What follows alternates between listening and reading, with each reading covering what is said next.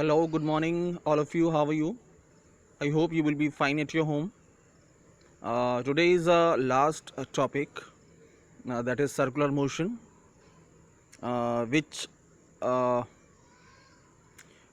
having two topics, which is motion of a car on a level road, means flat surface, and second is motion of a car on a banked road. Banked means the road having some inclined angle, यानी किसी एक angle से झुका हुआ या उठा हुआ मान सकते हैं। तो आज उसी के बारे में पढ़ेंगे, वी विल स्टडी अबाउट। सो और एक बार मैं रिकॉल कर देता हूँ कि लास्ट में हमने क्या पढ़ाया था। फ्रिक्शन पढ़ाया था, laws of friction, limiting friction, static friction, dynamic friction, angle of repose. These are the topics we having discussed earlier, means previous video. Now come to the point, circular motion. We have seen in chapter 4, हमने chapter 4 में देखा था that acceleration of a body moving in a circle, यानी कोई body अगर move करती है circle में जिसकी की रेडियस r है और वो यूनिफॉर्म मोशन में है जिसकी वेलोसिटी v है, then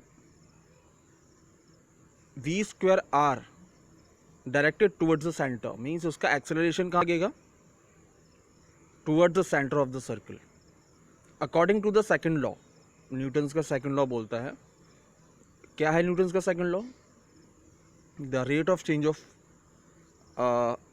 linear momentum is directly proportional to the applied force.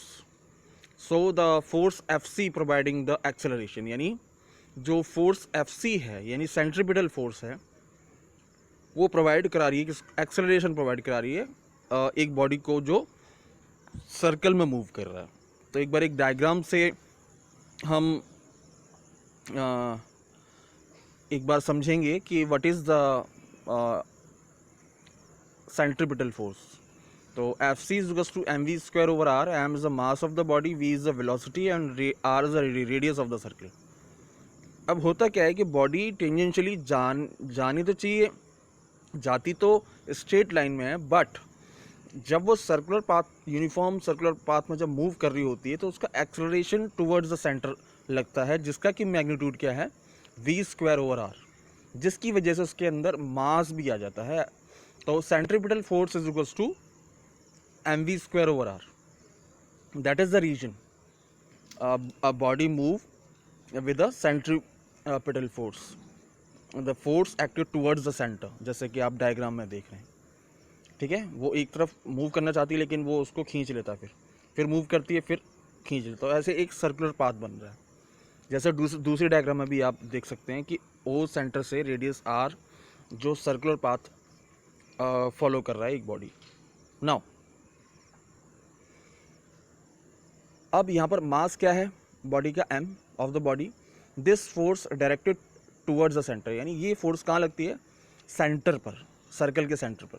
इसको बोलते हैं centripetal force. The force acted upon the centre of the circle of a moving body, किसी भी बॉडी का मोशन और उस पर जो फोर्स लग रही है towards the centre of the circle, उसको हम सेंट्रीपिटल फोर्स बोलते हैं। ओके, फॉर अ स्टोन, अगर कोई स्टोन है जिसके अंदर धागा बांध दिया जाए by a string, a centripetal force is provided by the tension of the string.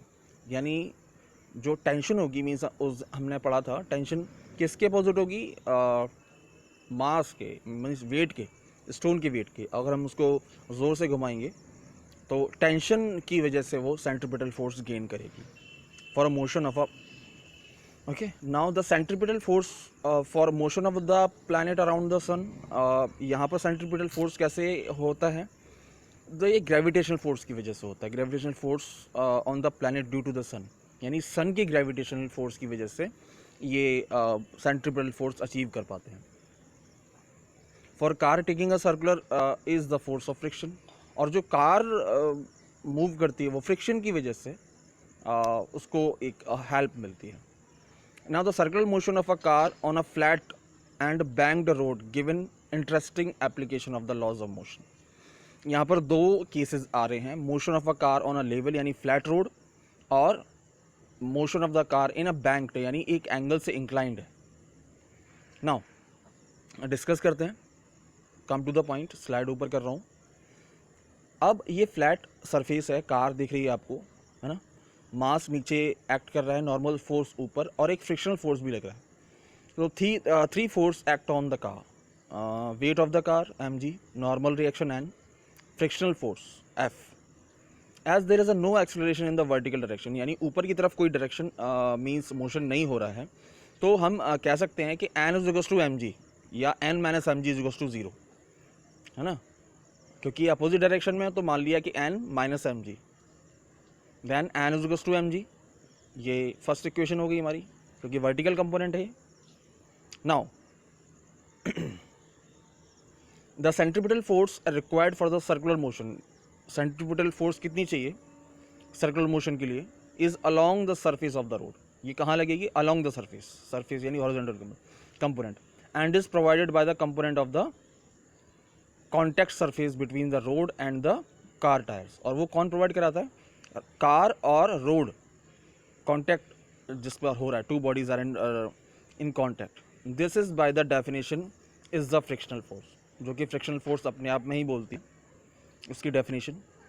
Now note that if is the static friction that provide the centripetal acceleration. अगर static friction centripetal acceleration provide कराती है, then static friction oppose the impending motion. तो static friction move, जो motion move कर रहा है और जिस पर फोर्स लग रही है, जिसकी वजह से मोशन हो रहा है, उसको अपोज करेगा. कौन, स्टैटिक फ्रिक्शन. जैसे कि लास्ट टॉपिक में आपको बताया था, वो मूव करने से अपोज करेगा of the car. So motion of the car moving away from the circle, और वो कहेगा कि वो सर्कल से जस्ट अवे होने की कोशिश करेगा. So using equation 1 and 2 we have the result. कौन सी इक्वेशन, एक ये वाली, this is the mv square over R, fc is equals to mv square over R, and this one n is equals to mg. तो ये क्या देता है, we result f is lesser than और equal to mu S into n. और वो किसके बराबर है, ये स्टैटिक फ्रिक्शन है, और वो किसके बराबर है, acceleration of the centripetal force, यानी mv स्क्वायर ओवर आर, यानी ये सेंट्रीपिटल फोर्स ही है, जो कि किसके बराबर है, फ्रिक्शनल फोर्स के बराबर है, यानी mu S into N. Now आप क्या करेंगे, mv square R is lesser than mu S into N, क्योंकि f के बराबर म्यू एस इंटू एन है, वो किसके बराबर है, mv square over R. Then mv square R is lesser than और equal to mu S into N. Then rearrange करेंगे इसे, क्रॉस मल्टीप्लिकेशन से r ऊपर चला जाएगा, mu S N R upon m, और n की वैल्यू यहाँ पर पुट कर देंगे, is equals to mg. So v square lesser than mu S mg r upon m से m cancel. Then v square is lesser than mu S into G R या R G. So ये एक derivation आ गया हमारे पास, एक conclusion आ गया. आप equation देख सकते हैं, which is independent of the mass of the car. ये जो वेलोसिटी है वो मास इंडिपेंडेंट है. This shows that for a given value of mu S, यानी कोई भी म्यू एस यानी static friction, coefficient of static friction की कोई value and R, there is a maximum speed of the circular motion is कितना होगा, v is to under root में ले लेंगे इसको, v is to mu S into R G. Okay, so this is the derivation of the maximum force required in a circular motion. Okay, now the second case is motion of a car on a banked road, यानी एक angle से inclined है. now we can reduce the contribution of friction to the circular motion. आपको मालूम है कि flat surface पर circular motion बहुत ज़्यादा डिफिकल्ट होता है रैदर देन बैंक्ड रोड पर. वो हम आज इससे समझेंगे. आपने देखा होगा ना हाईवे पर कि एक एंगल से रोड झुका हुआ होता है. क्यों होता है वो, फ्लैट सरफेस पर कार जो सर्कुलर, जहाँ जितने भी मोड़ होते हैं वो एक एंगल से झुके हुए होते हैं, फ्लैट नहीं होते हैं. तो देखते हैं इसकी वजह क्या है. We can reduce the contribution of friction to the circular motion, यानी हम फ्रिक्शन को रिड्यूस कर सकते हैं और सर्कुलर मोशन को अचीव कर सकते हैं if the road is banked, यानी रोड बैंक्ड हो, यानी एक एंगल से झुका हुआ हो. तो कार देख रहे हैं, उसके एक ये मान लीजिए कि आप हमारी तरफ आ रही है और वो सर्कुलर मोशन में मूव करना चाह रही है, तो वहाँ पर कौन कौन से फोर्स हैं देखिए, एक mg नीचे लगेगा, नॉर्मल फोर्स ऊपर लग रही है, तो कंपोनेंट्स हमने डिवाइड कर लिए n cos थीटा, और नीचे वाला कंपोनेंट हो जाएगा mg sin थीटा, ओके। और n cos थीटा में एक एंगल बन रहा है, यहाँ पर फ्री बॉडी डायग्राम, जिसको फ्री बॉडी डायग्राम बोलते हैं, फोर्स फ्रिक्शनल फोर्स लग रहा है टायर्स में, और f cos theta horizontal component है, और f cos थीटा ये हॉरिजॉन्टल कंपोनेंट है, और वर्टिकल कंपोनेंट हो गया नॉर्मल का n cos थीटा, और नीचे वाला कंपोनेंट है mg यानी मास तो लग ही रहा है, प्लस उसमें f sin थीटा और लग रहा है, यानी अगर हम परपेंडिकुलर अपॉन बेस लें तो ये कंपोनेंट्स आपको रिजॉल्व हो जाएंगे। Since there is a no acceleration along the vertical direction, यहाँ पर कोई भी एक्सेलरेशन नहीं हो रहा, तो इसकी वजह से हो जाएगा, ऊपर देखिए, ऊपर और नीचे यानी n cos theta, f sin theta और mg, तो हो जाएगा n cos theta is equals to mg plus f sin theta, क्योंकि एक ही डायरेक्शन में f sin थीटा और mg, तो ये पहली इक्वेशन हो गई।